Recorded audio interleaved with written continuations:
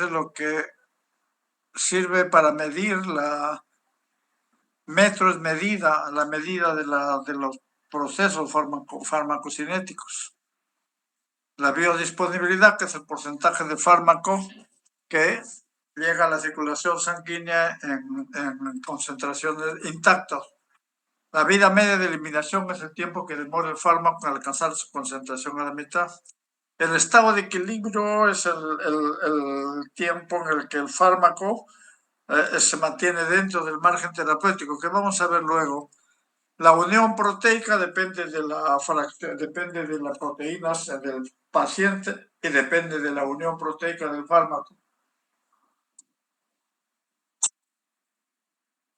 La biotransformación, clínex hepático y el clínex renal que hemos mencionado.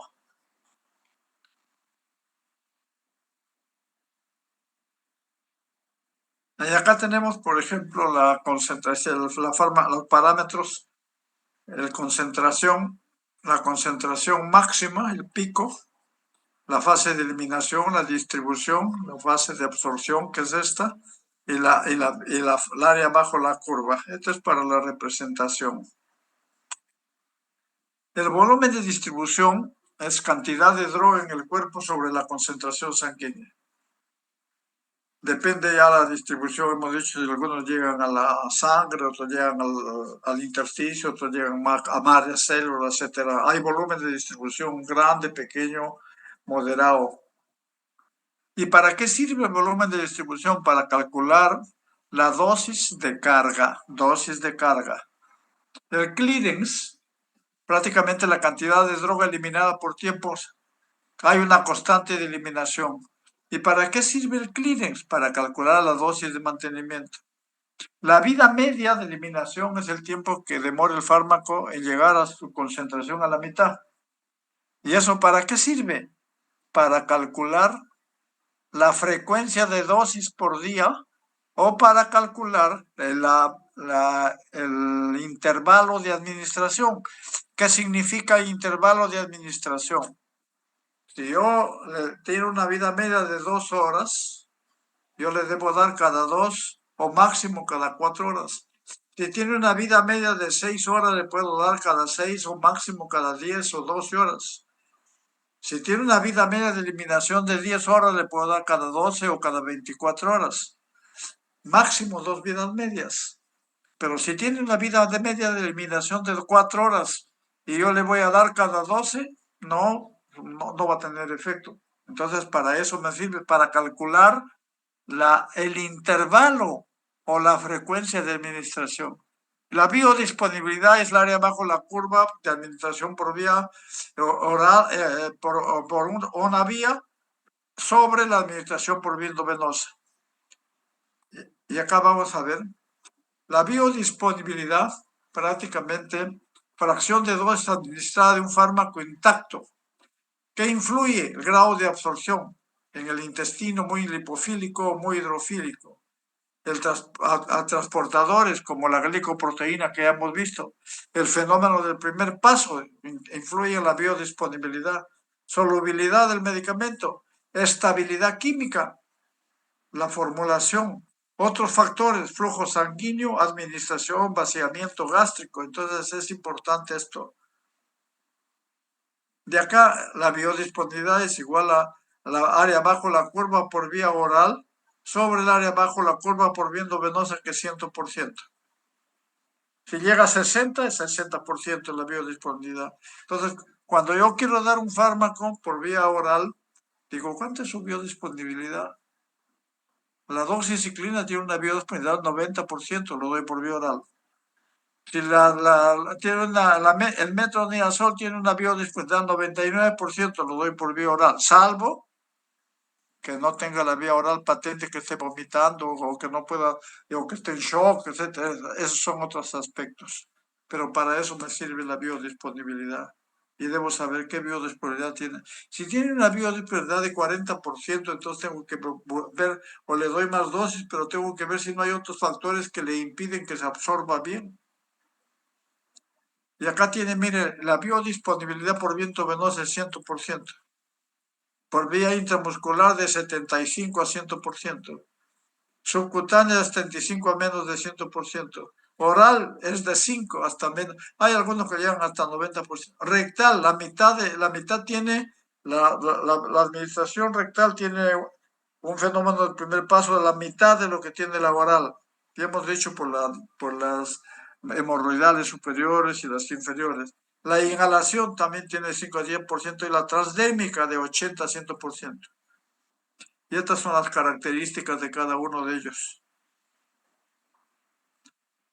Biodisponibilidad cercana, por ejemplo, en antibióticos. Todos estos antibióticos están muy cerca al 100%.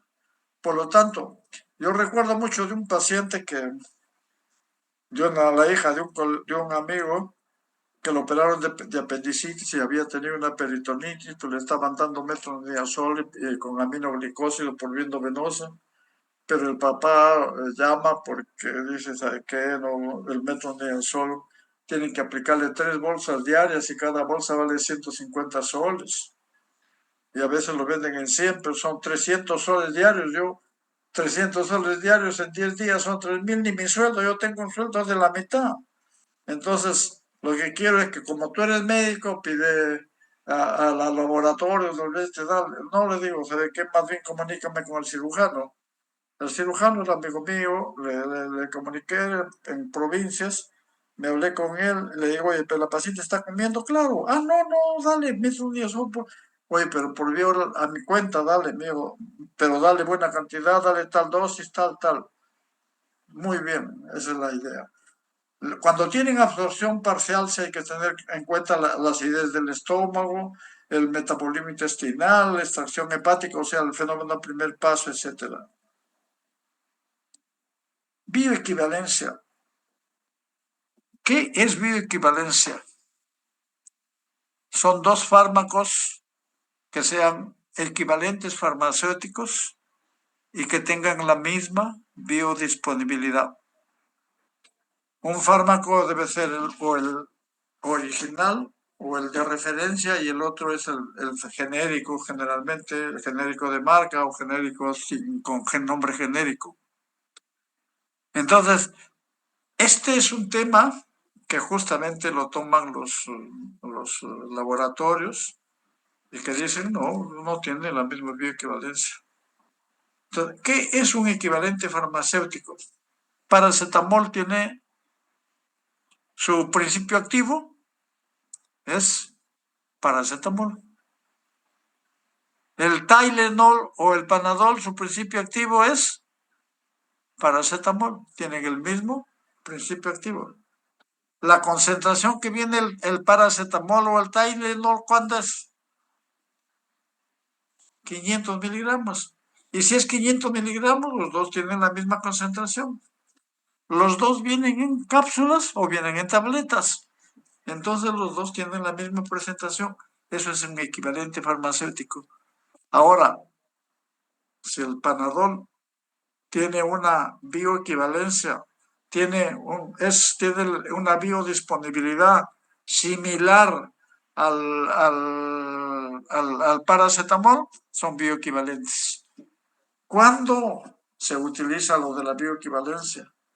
Generalmente se utiliza solo para tabletas, no es para inyectables, no es para soluciones, no es para cremas. Lo que se tiene que garantizar es que tengan una buena prácticas de manufactura y que tengan todos los principios activos, le hagan estudios de control de calidad, que tengan las concentraciones adecuadas, etcétera. Pero para tabletas, generalmente en tabletas, cuando son tabletas, digamos, de margen terapéutico estrecho, o sea, fármacos de margen terapéutico estrecho, pero después no. Acá vamos a ver esto.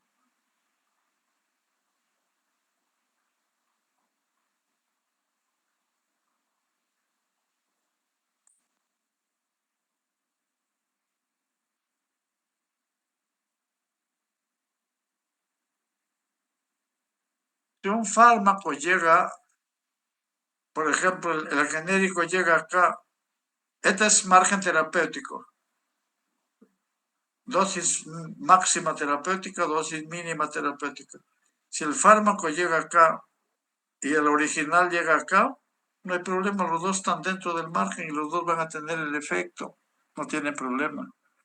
Pero cuando los fármacos son de margen terapéutico estrecho, acá sí, de repente pueden tener, pero se pueden manejar con concentraciones séricas, porque puede que el fármaco llegue, uno esté acá y el otro esté acá, podría haber cierta diferencia, pero solo sirve para ciertos medicamentos. Y actualmente están utilizando lo que se llama la disolución, los perfiles de disolución.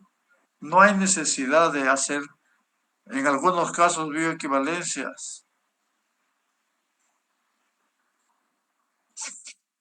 ¿Ya? Entonces, un medicamento es bioequivalente con el innovador o el de referencia cuando posee la misma biodisponibilidad, es decir, cuando sus valores se encuentran dentro del intervalo de confianza.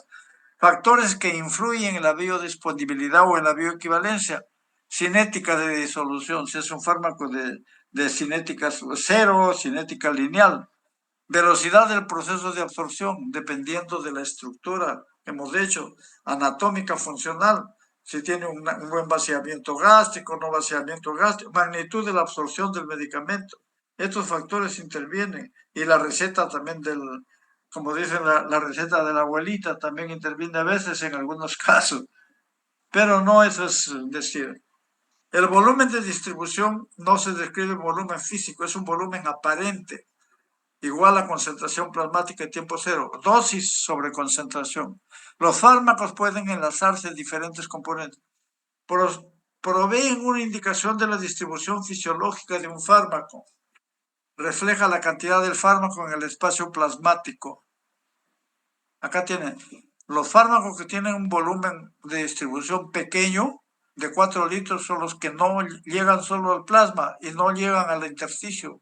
Los que tienen un volumen de distribución moderado, mediano, tienen hasta 14, 10 más hasta 14, prácticamente llegan acá, 10 más 4, son 15 o 14, llegan al intersticio. Pero los que llegan ya a las células son más 15, son 29, 28, 29 litros.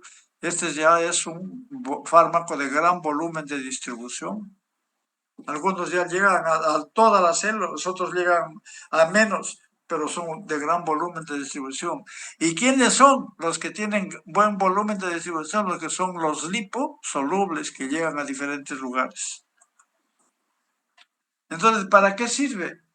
Acá ya tenemos otra definición, la definición más resumida: distribución, cantidad de droga en el cuerpo por concentración plasmática. Se utiliza para calcular la dosis inicial que el fármaco alcance con la rapidez, o sea, dosis de carga. Dosis de carga para alcanzar concentración del estado de equilibrio inmediatamente después de la administración, que lo vamos a ver en las próximas láminas. Dosis de carga igual concentración sérica por volumen de distribución. Clearance, cantidad de droga eliminada por tiempo, dosis de mantenimiento. Concentración sérica por clearance. Constante de eliminación, esto es constante. Y vida media, tiempo requerido para reducir la concentración al 50%. Si yo tiene una vida media de 6 horas, a las 6 horas se elimina el 50%. A las 12 horas se eliminará el 75%. A las 18 horas se eliminará el 85%. A las 24 horas se eliminará el 93%. O sea, a las 4 vidas o 5 vidas de eliminación se está eliminando ya todo el fármaco. Y sucede al contrario, que vamos a ver cuando hablemos de estado de equilibrio. El volumen de distribución puede estar afectan por la vida media. Efectos en volumen de distribución. Cuando el efecto volumen, en la edad disminuye la distribución, lógicamente. Entonces disminuye la vida media también. En la obesidad incrementa la masa adiposa, incrementa la distribución, incrementa la vida media. Entonces la distribución tiene que ver también con la vida media. El efecto en el clírex. Los inductores enzimáticos incrementan el metabolismo, disminuyen la vida media porque disminuyen la concentración de séricas. Los inhibidores aumentan porque aumenta la concentración de séricas. En falla cardíaca aumenta, lógicamente, porque aumenta la concentración. En falla hepático también aumenta y en falla renal también incrementa la vida media, porque no eliminan ni por vía hepática ni por vía renal, y por riñón tampoco no se distribuye bien los fármacos. Falla hepática. En falla hepática,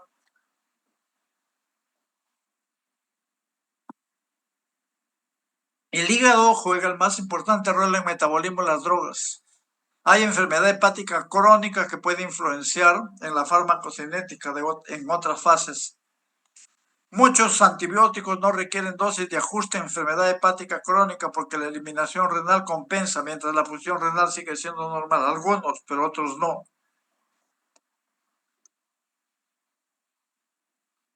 Cuando tenemos un paciente que tiene insuficiencia renal, generalmente vemos los fármacos que se eliminan más del 60% por vía renal en forma activa o como metabolitos activos. Ojo, fármacos que se eliminan por vía renal más del 60% en forma activa o como metabolitos activos deben ajustarse su dosis en función de la función renal. Fármacos, y eso allá hay nomogramas, inclusive en las guías está bien claro, y tiene función renal de tanto, le doy tanto, etcétera, cada fármaco, eso está en las guías. Cuando tiene un paciente enfermedad hepática, antes lo que hacíamos era solamente pedir un tiempo de protrombina, y si el tiempo de protrombina estaba anotado, estaba 4 veces más, que era prácticamente severo. Y para decir severo, le disminuíamos la mitad de dosis en algunos casos. Pero ahora se utiliza ya el score de Child-Pugh para pacientes con enfermedad hepática. ¿Y eso qué significa?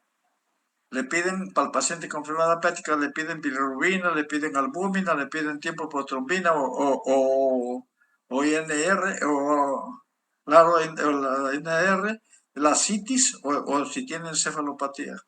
Acá tienen 1 punto, 2 puntos, 3 puntos. Si en el score hace entre 5 a 6 puntos, le doy su dosis igual.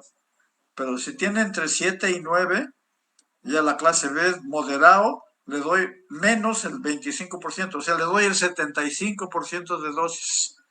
Pero si ya está por encima del 10, el score, le doy el 50% o un poco menos. Hay que disminuirle el 50%. El 50% le doy de dosis.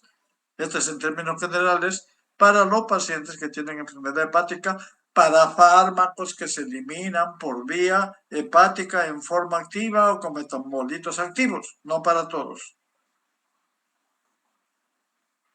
Acá tienen el estado de equilibrio.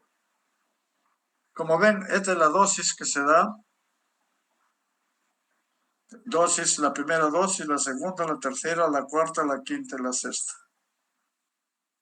A partir de la cuarta dosis, como ven, ya está en estado de equilibrio. ¿Por qué vamos a considerar acá?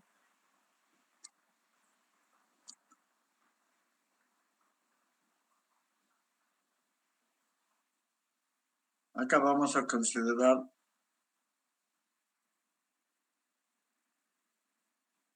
disculpe, me falla la...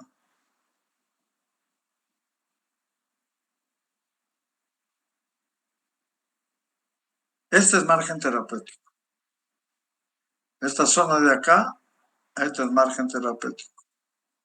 Entonces, para que el fármaco llegue a actuar óptimamente y alcance concentraciones terapéuticas óptimas, el fármaco tiene que estar metido permanentemente dentro del margen terapéutico. Cuando le doy la primera dosis, que es dosis de mantenimiento, miren, no llega al margen. La segunda ya puede llegar un poco más, la tercera. Primera, segunda, tercera, cuarta y quinta vida media recién alcanzan el estado del equilibrio. Cuarta, quinta. No sale de la vida media acá y no llega a veces aquí en estos casos. Entonces, esto es importantísimo.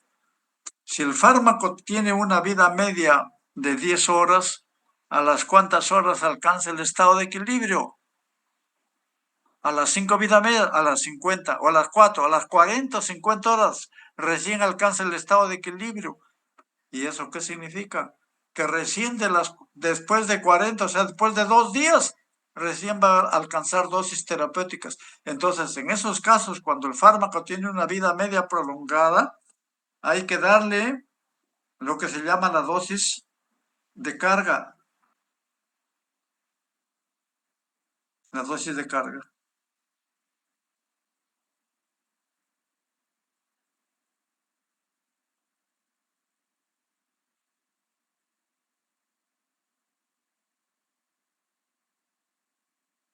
Y acá tiene. Y acá, este es ya en otra forma. Esta es entre 20 y 10 en forma, esta es virtual, no es tan exacto. 20 es la concentración máxima terapéutica y de acá para arriba es la concentración tóxica. Concentración tóxica. 10 para abajo es concentración subterapéutica, o sea, no hay efecto. Y entre 10 y 20 es la concentración terapéutica, es el margen terapéutico. Entonces, cuando por momentos acá alcanza el margen, la primera dosis de mantenimiento, pero baja. La vida media bajó 5 horas, bajó a 5, a las 6 horas bajó a 5. A la otra dosis le doy nuevamente la misma dosis, ya llega acá, pero otra vez baja y así sube y baja, hasta que en la cuarta, una, dos, tres, cuarto, quinta vida media recién alcanza el estado del equilibrio. Entonces, si yo le doy dosis de carga, yo le doy dosis de mantenimiento, le doy dosis de carga, con la dosis de carga le duplico la dosis, llegaría acá. Entonces,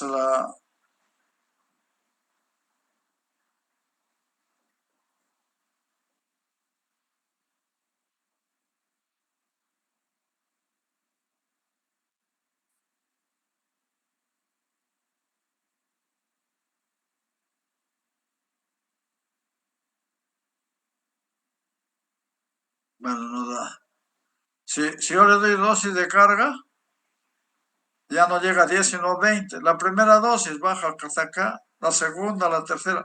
Con la dosis de carga alcanza el estado del equilibrio desde el comienzo. ¿Y eso qué significa? Que el efecto es óptimo, o sea, las concentraciones adecuadas son óptimas y el efecto puede ser óptimo. Entonces, es el estado de equilibrio. Y acá tienen la dosis terapéutica, o sea, con dosis de carga, con dosis de mantenimiento, mire las 4 o 5 vidas medias, rango subterapéutico.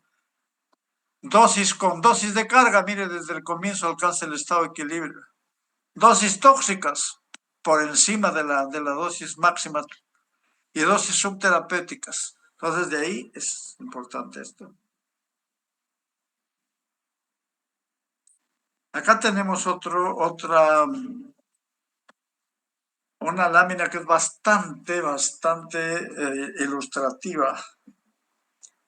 Por el momento, olvídese de que existen estas líneas punteadas. Todo es obligatorio, todo es acá nomás. Y olvídense que existen estas puntas coloreadas.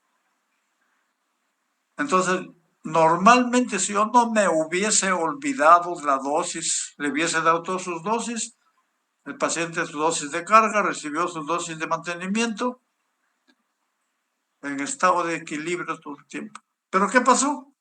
Primera dosis, segunda dosis, tercera dosis. La cuarta dosis me olvido. Le bajó hasta acá. La quinta dosis también me olvido, le sigue bajando acá. Cuatro, quinto, la sexta me olvido. La séptima, me acuerdo. No tomo, pero tomo la misma cantidad. Y sabe que para que estado de equilibrio tiene que pasar 5 vidas medias. 1, 2, 3, 4, 5.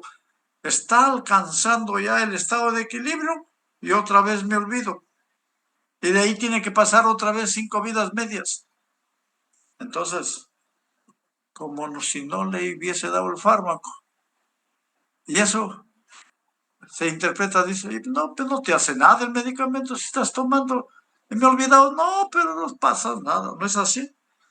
Entonces, cuando yo tengo un paciente, un fármaco que tiene una vida media prolongada, si yo me olvido, lógicamente hay que calcular su dosis de carga, generalmente dosis de carga, reiniciar, o sea, nuevamente rescatar el estado de equilibrio con dosis de carga, la primera dosis y luego y lógicamente, sí, monitoreando la seguridad del fármaco, las reacciones adversas, las interacciones, etcétera. Es importante eso.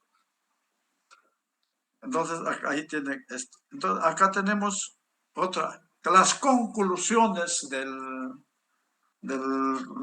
la clase, por ejemplo.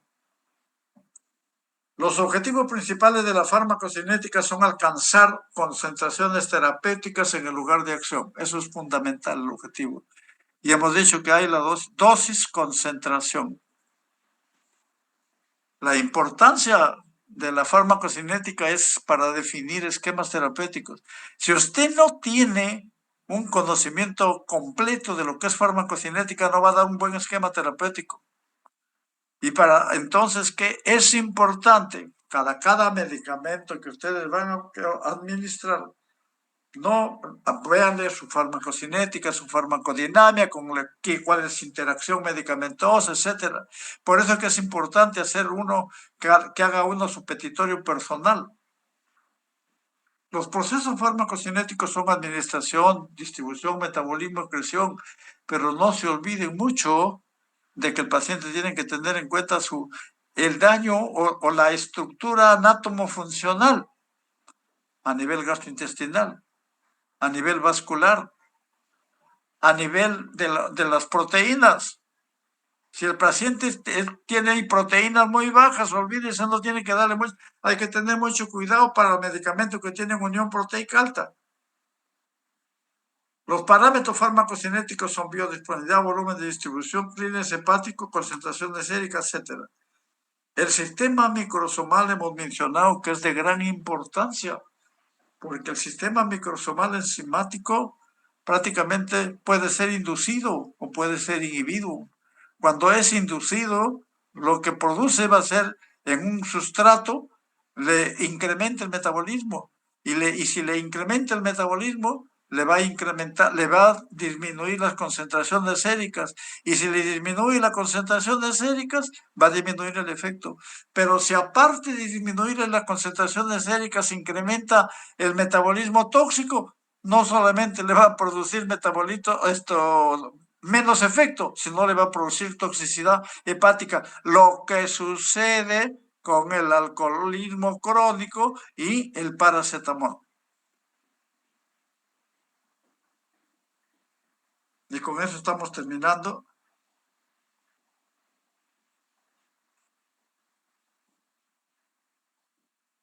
Vamos a ver, para la proteína y hay fármacos que no. Y como consecuencia de la unión proteica va a haber la fracción libre, y la fracción libre es la que va a producir el efecto. Entonces hemos dicho, y lógicamente que hay que tener mucho cuidado con los fármacos que tienen unión proteica elevada porque tienen mayor duración y lógicamente de acuerdo a eso tienen una vida media también alterada y la unión proteica elevada, digamos, pueden tener interacciones con otros medicamentos. El alcohol induce o inhibe el sistema microsomal enzimático. El alcohol produce ambas cosas, pero en el alcoholismo agudo es un inhibidor enzimático, pero el alcoholismo crónico es un inductor de enzimas microsomales. Cuando hablemos de analgésicos vamos a ver eso con más detenimiento. Entonces el paracetamol tiene dos tipos de metabolismo. A dosis bajas se va directo a la vía de conjugación, pero a dosis altas y pasa por sistema microsomal enzimático. Ese es alcohólico crónico. Prácticamente el alcoholismo crónico. Hubo un paciente que lo publicaron en el journal, en el New England Journal Medicine hace ya varios años. Un paciente que era alcohólico crónico y que le dijo al paciente, bueno, yo no le dijo que era alcohólico, dijo, señor, yo tomo 2 vasos de vino diario toda mi vida. Era alcohólico crónico. Y cuando le dieron paracetamol, prácticamente tuvieron que hacerle un trasplante hepático. Menos mal que tenía seguro médico, si no, el paciente se iba a la cárcel y tenía que pagar mucha plata el médico. Entonces, ese es otro de los aspectos. Los factores que pueden afectar la velocidad de absorción de un fármaco que sea implementado por vía oral, lógicamente, depende, hemos dicho, de la función, de la estructura y función del tracto gastrointestinal, si es que no hay reflujo, si es que el vaciamiento gástrico es adecuado, si su estómago también está bien, etcétera. Y aparte de eso, depende de las características físico-químicas del fármaco, depende. Si es líquido, si es sólido, etcétera. Y depende si el fármaco va a llegar, o sea, para la implementación por vía oral, hay algunos que tienen fenómeno del primer paso y otros no. Hay varios fármacos que afectan, que son cuando hablo sobre el efecto de la edad en el volumen de distribución, creo que mencionó que en los pacientes mayores este puede disminuir. ¿De qué manera puede influir esto en la dosificación de fármacos, por ejemplo, los lipofílicos y hidrofílicos? Muy buena pregunta. O sea, lo que pasa es que si yo disminuyo el volumen de distribución en un paciente de edad, no solamente, sobre todo en los que no tienen, en los que tienen menos volumen, tienen menos grasa, tienen menos, o sea, más grasa que músculo, son delgados, no estamos hablando de los obesos, realmente tienen un volumen de distribución disminuido. Y si tienen volumen de distribución disminuido, el fármaco más, las concentraciones incrementan en sangre. Y por otro lado, al incrementar esas concentraciones podrían, ¿no?, incrementar, además incrementan la vida media, y al incrementar la vida media podría incrementar el efecto.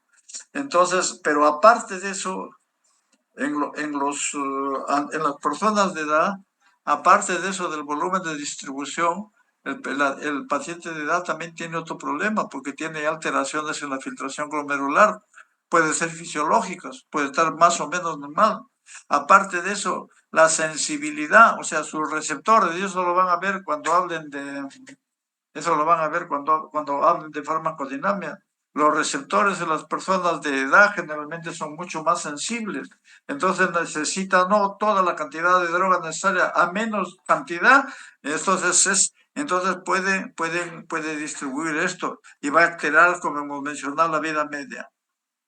Me van a contestar si están de acuerdo o no, ¿por qué los hipovolémicos pueden tener más efectos tóxicos a los medicamentos? Lógicamente,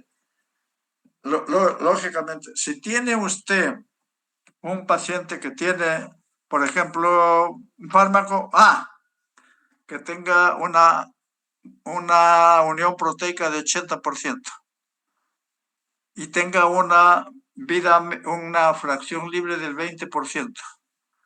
¿Qué significa? Que el 20% del fármaco A va a producir el efecto terapéutico, se va a metabolizar, se va a eliminar, etcétera, etcétera. Pero si no tiene, albúmina, ya no se une el 80%, se va a unir el 40, el 50%. Y la fracción libre ya no va a ser 20, la fracción libre va a ser 50. Y si la fracción libre es mayor, la concentración es mayor, el efecto es mayor y el efecto puede ser tóxico. ¿De acuerdo? Esa es la idea por el que la hipoalbuminemia. Por eso es que es importante que se sepa la albúmina del paciente.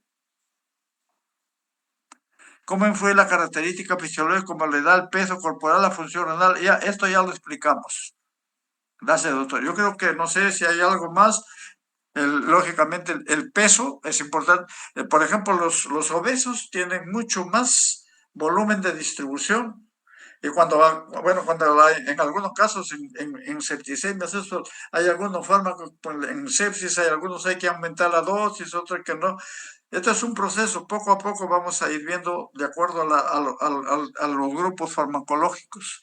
Las fisiologías, o sea, los fármacos no crean funciones, los fármacos modulan las funciones.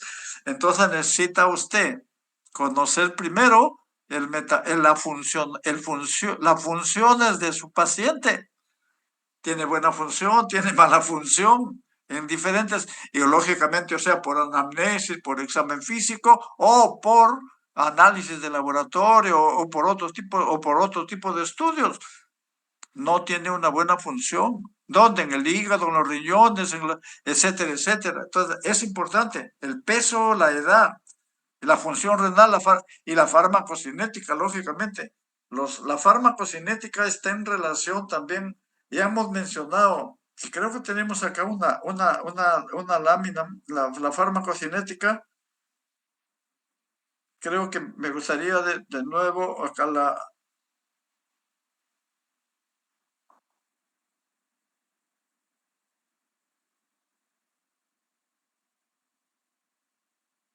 ya no está pero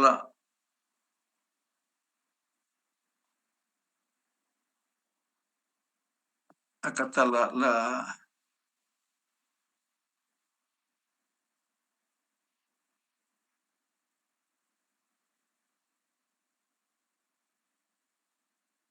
está acá está. Todo esto son la farmacocinética. Si yo no hay una buena absorción, la función, la concentración no va a ser, la concentración en el plasma no va a ser adecuada. Si hay una buena absorción, la concentración en el plasma no es adecuada. Si el volumen acá tiene si la unión proteica es alta, la fracción libre es la que va a producir todos los efectos. Y acá creo que también hemos visto otro, no sé si acá, no, acá,